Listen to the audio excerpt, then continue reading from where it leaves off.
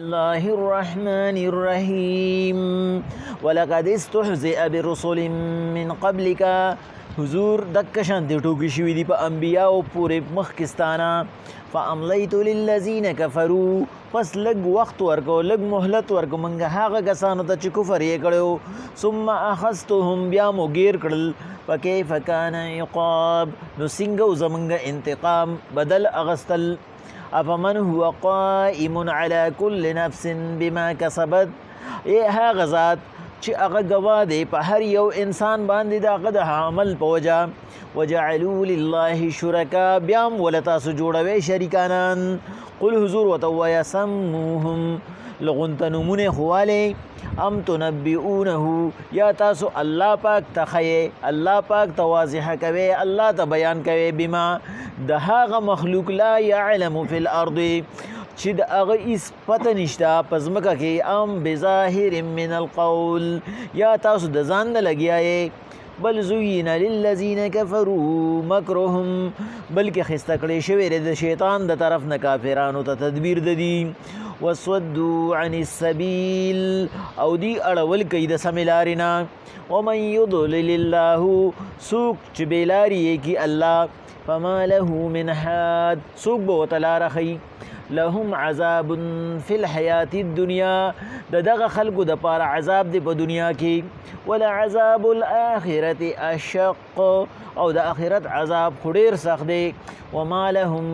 من الله من واق او نشته هیڅوک د دینه بچ کوونکي چې د الله نه بچ کی مثل الجنة التي اعد المتقون مثال د هغه جنت چې وعده کولی شي د فرهیزګارانو سره تجری من تحتها الانهار روانی به د ونو د لاندې نهرونه اکلها دائم میوې به صدا بهاري همیشه وي وظلها دغه شانتې به سوریم همیشه وي تلک عقب الذین اتقوا دا انعام دی د هغه کسانو چې فرهیزګاري کوي وعقب الکافرین النار د کافرانو انجام او بدلور دی الله پاک کوئی پیغمبر علیه السلام کچری دی ستا په باره کې دا میټینګونه کوي ستا په باره کې دا خبرې کوي په دې راغونډېږي چېرې د پیغمبر علیه السلام په باره کې موږ کومه بیانیه دا نن سبا چې ورته بیانیه وایي دا بیانیې د پخوا نه را روانې دي د ځان نه جوړې شوې خبرې چې د هغې څه ثبوت نه وي څه وضاحت یې نه نو دی کومه بیانیه موږ جوړ کړو چې د خلکو یقین راشي په موږ باندې چې دا پیغمبر چې دی حق نه دی چا به وي یاره که موږ دا ووایو چې دا پیغمبر شاعر دی او دا کلام چې دی دا جوړ کړی دی دا بس شعر دی لکه څنګه چې شاعر ته تخیل راځي خیال راځي دغه شانتې ده ته هم خیالونه راغلي دي نو بل کس به ورته ووایي یاره په دې کې خو موږ په خپله ګیرېږو ځکه چې زموږ نه ښکلي شاعران څوک نشته او په شعر باندې موږ پوهېږو نو دا خلک به بیا موږ پورې خاندي چې شعر او په دې قرآن کې خو ډېر غټ فرق دی په شعر کې خو چې ډېر بیانېږي یو مقصد دو مقصده بیانېږي په دې کې خو 14 او 15 علومه بیانېږي بل کس به ورته ووایي یاره لیونی به ورته ووایي چې دا مجنون دی نو هغوی به په خپله ورپورې وخاندل په موږ پورې به وایي د عربو خلک وخاندوي دا دې چې کوم فصیح بلیغ زبان وایي دا خو لیوني نه شي ویلی د لیوانو خو ځان له خپل اندازې هغوی خو د عقل خبرې نه شي کولی بل کس به ورته وي یاره جادوګر به ورته ووایو نو هغوی به ورته وایي ګوره د جادوګر که ورته مونږ اوس وایو نو که د مخکنۍ 40 کاله زندګۍ کې مونږ وګورو په هغې کې د چېرته سحر نه دی کړی نو خلک به راپورې وخاندي نو په خپله باندې به د هغوی په دې کې اختلاف و چېر دا خبره دا بیانیې زمونږ ټولې غلطې دي دته به مونږ څه وایو لیکن هغه زړه به یې صبرېدی نه چا به ورته یو څه وي چا به ورته بل څه وي چا به وي دروغجن به ورته ووایو نو هغوی ورته وي مونږ یې په خپله صادق او امین ګڼو او د پیغمبرۍ نه یې مخکې ګڼو الله پاک وایي پیغمبر علیهم السلام دی په دې خبره باندې قایل دي چې دا مونږ څه وایو د دې حقیقت نشته نو ته په دې خفه کېږه ما دی مجبوره دي دی هغه خپل جهالت کې دوره حد ته رسېدلي دي چې اوس د دوی لا هدایت نه نصیب کومه. دا خندني په مخکنو انبیاو پورې شوي دي،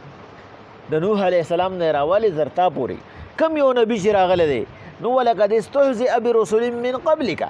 ستانه مخکې په انبیاو پورې دغه شانتې خندني شوي دي. چا ورته څه ویلي دي، چا ورته څه ویلي دي، چا ورته فاملیت للذین کفروا، لیکن منګه لږ مهلت ورکړی دی کافرانو ته. ثم اخذتهم بیا هم ګیر کړي دي، بیا هم ګرفت کې راوستي دي. فکیف کان عقاب، نو زمونږ عذاب مو وکړه چې څنګه و. هغه خلک چې ځان ته بیسوي، څوک مو په هوا باندې برباد کړو، څوک مو په اوبو باندې برباد کړو، څوک مو په زلزلو باندې برباد کړو، کم یو کس مو پرېښی دی. ولې؟ ځکه چې افمن هو قائم، هغه ذات چې هغه هر وخت قایم دی. قایم دلته په معنا د حاضر دی، د اولاړ نه دی، په معنا د حاضر دی چې موږ ته حاضر ناظر وایو. هغه ذات چې حاضر ناظر دی علی کل نفس بما کسبت، د هر یو انسان په عمل باندې، کم انسان چې کم عمل کوي او په څه وخت کې هم کوي، هغه ذات په حاضر ناظر دی. وجعلوا لله شرکا، نو دی هغه ذات له شریکانان جوړ کړي دي. قل حضور ورته ووایه لږ ملامت یې که سموهم، د دې خپل شریکانانو مو لږ نوم ښوالی، ځکه چې د هغه ذات چې هغه تاسو پیدا کړی دا یو کم سل خو د هغه اعلی نومونه دي چې دا هر چاته معلوم دي، دا د هغه صفتي نومونه دي. او تفسیر کبیر کې امام رازي صاحب وایي د الله پاک 4.5 صفاتي نومونه دي، یعنی د هغې نه باوجود الله پاک وایي که دا واړه دریابونه دومره نور هم شي او په مخ د ځمکه چې څومره ونې دي دا کلمونه شي، د الله پاک صفت او د الله پاک تعریف او تعارف به ونه کړي شي. نو دې ته ووایې چې لږ غونته کې د خپلو خدایانو خو مو لږ صفت وکړې که نه. د نوم اخیستو نه مقصد څه هلکه وایي نوم دې څه دی، مقصد دې څه خپل لږ تعارف وکړه ما سره، ته څوک یې، د کوم ځای نه راغلی، څه کار کې. نو تاسو هم د لات منات او عزا له غونته کې زود کې که نه. الله پاک وایي پیغمبر علیهم السلام د هغې د سره صفت نشته، هغې د صفت قابل نه دي. ولې؟ هغه زما مخلوق دی او د دې نه مې لاندې مخلوق دی، هغه دې جوړ کړي دي. بیا نو دې بیا څنګه نومونه لي؟ د دې دپاره که په دې کې لږ غونته غیرت دي ته ورته ووایه سموهم، لږ نومونه یې خو راته والی خیر دی. نو دې به خاموشه پاتې شي. ولې؟ دې ته خو پته ده چې د هغې نومونه هغه په خپله باندې بذاتي هغه خنداره، هغه په خپله باندې دي خندا پتا پورې کوي. اصل کې د خندا هغه د دې د خدایان دي. الله پاک وایي پیغمبر صلی الله علیه وسلم تنبئونه بما لا یعلم فی الارض، یا دی الله ته هغه څه خول غواړي چې هغه الله پاک په ځمکه د سره پیدا کړي نه دي. څه به وي چې الله پیدا کړي نه دي؟ الله وایي زما شریک نشته، زما په اختیاراتو کې ما سره څوک نائب نشته. او دی وایي نه دا د الله شریک دی او دی د الله چې کوم دی نو هغه لوی ذات دی. او دی څه وایي لا یعلم فی الارض کې یو ښکلې غونده کې نکته چې کوم دی نو امام نصفي صاحب په تفسیر مدارک کې بیان کړی ده چې الله پاک دلته کې چې کوم دی نو دا ونه وایي چې بما لا یعلم فی السماوات والارض، سماوات ورسره ذکر نه کو، ځکه چې د اسمان خدای خو دې مني، وایي اسمان کې خو هغه لوی خدای دی خو موږ منو چې په اسمان کې لوی دی، خو چې کله هغه د ځمکې اختیار کړي په دې ځمکه کې اختیارمند هغه مقرر کړي دي چې دا واړه دي. د الله پاک وایي هغه الله ته خو په خپله پته نشته چې په ځمکه کې زما شریک شته، دا ځمکه یې ورسره ځکه ووایي. نو چې کله الله ته پته نشته نو مقصد دا دی چې دغه څیز وجود نشته. ام بظاهر من القول،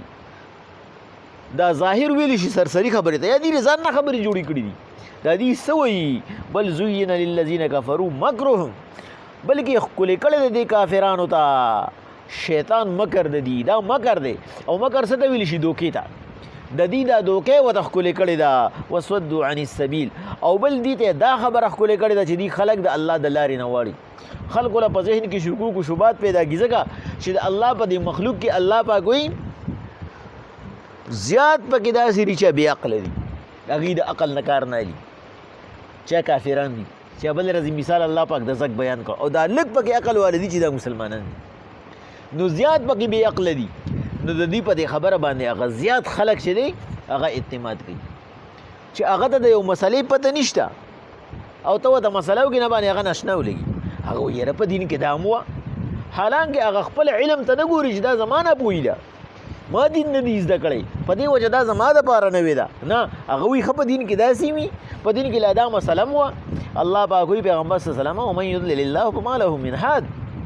څوک چې الله بېلاري کي نو هغه لپاره لارکولو باندې هېڅ څوک نشته د دې موسی علیهم السلام په دور کې وایي یو بزرګو چې هغه د غر په سر باندې ځان له خانقاه جوړه کړې وه او د غر په سر باندې به هغه د الله عبادت کو او 300 کاله هغه صرف عبادت کړو ځکه چې هغه وخت کې عمرونه ډېر سیوا و او اوسط عمر به 400 سال 450 سال 450 کاله عمر به زمونږ عمرونه خو ډېر لنډ لنډ مونږ خو چې اوسط عمر چې دی نه هغه نن سبا 45-48 سال دی ډېر په مشکله باندې یو سړی 60-70 ته رسي هغه صرف عبادت 300 کاله کړو هېڅوک هم ورسره نه بس یوازې به بس د الله پاک د طرف نه به په څه طریقه رزق میلاوېده او د غر په سر و یو ورځ هغه د غر په سر باندې ځان سره بل یو کس ولیدو چې هغه هملته ولاړ دی نه حیرانه شو هغه ته یې وایي ته څوک یې هغه ورته وایي زه فرشته یم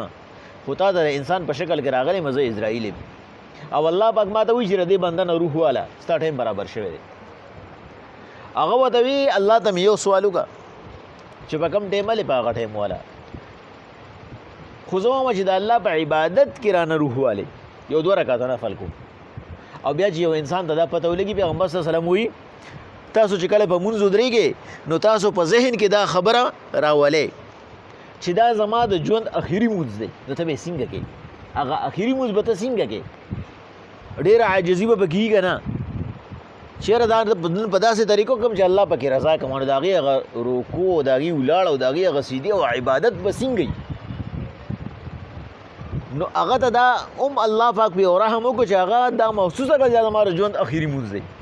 او په هغه مونځ کې د الله پاک روح واغست د مونځ په حالت کې لړ نو یو داسې سړی چې هغه 300 کاله عبادت کړی د غر په سر و نو د هغه به چا سره زیاتې کړي خلکو سره د هغه انټریکشن نه و راغلی نو مخامخ شوی نه نو واده کو یې د هغه نه وکړي نو د چا غیبت به یې کړي په چا به یې چغلي کړي چا ته به یې کنځل کړي چا ته به یې دروغ ویلي مثلا د چا نه به یې رشوت اخیستي کوم ځای کې به یې د الله د حکم نافرماني کړي اخو ټول په عبادت کې راغی نو موسی علیهم السلام باندې الله د هغه حالات منکشف کړو چې موسی علیه السلام ویني چې هغه بنده چې کله الله پاک فرشتو ته سوال جواب واغستو نو الله پاک وی چې ما دې بنده ته ووایه چې تا دومره کلونه زما عبادت کړی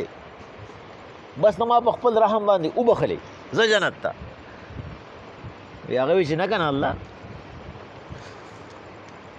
د رحم د بخانې دپاره ما څه نه دي کړي ما خو عبادت کړی 300 کاله ما د دنیا د لذاتو نه ځان ساتلی دی د دنیا خوندناک او مزیدار څیزونه ما ستا د عبادت لپاره پرېښي ما تا ته سجدې لګولي دي ما شپې روڼ کړي دي ما سره حساب کتاب وکړه زمونږ د مشرانو کې هم څه مشران داسې وو چې هغه به وایي دا ما چې څومره عبادت کړی